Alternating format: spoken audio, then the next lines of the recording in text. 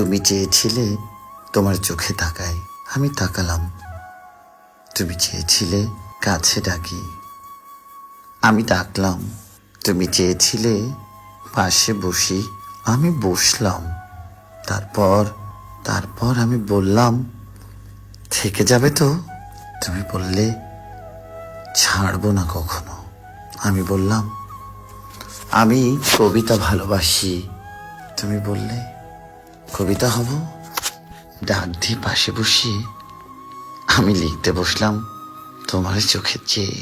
তারপর কেটে গেল 2.5 বসন্তের কবিতার দিন। আবৃত্তি করব ভেবে যখন সুরে তুললাম, তুমি তখন মনের বাইরে একটু একটু করে দূরে সরিয়ে দিচ্ছ।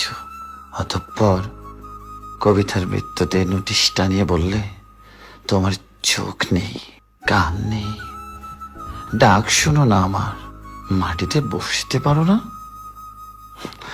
আমি বুঝলাম অবশেষে তুমি কবিতা নও, অঙ্ক ছিলে। আমি ঠিক বুঝতে পারিনি, কবিতা ভেবে মুখস্থ করে নিয়েছিলাম। কিন্তু অঙ্ক মুখস্থ করে যে লাভ নেই, সূত্র বুঝতে হবে।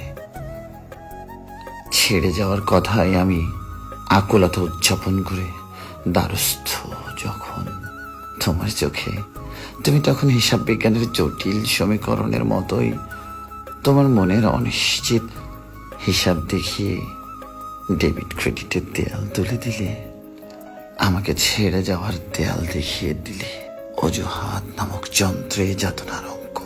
আমি বললাম, ভালোবাসি এখানে অজুহাত বেমানান। তুমি বললে, আমি দেনাদার, তুমি পাওনাদার। হিসাব বিজ্ঞানের চূড়ান্ত হিসাব ফলাফল যেখানে দুজনের জন্য দুটো আলাদা ঘর, মাঝখানে দৃশ্যমান দেয়াল। বুঝো না?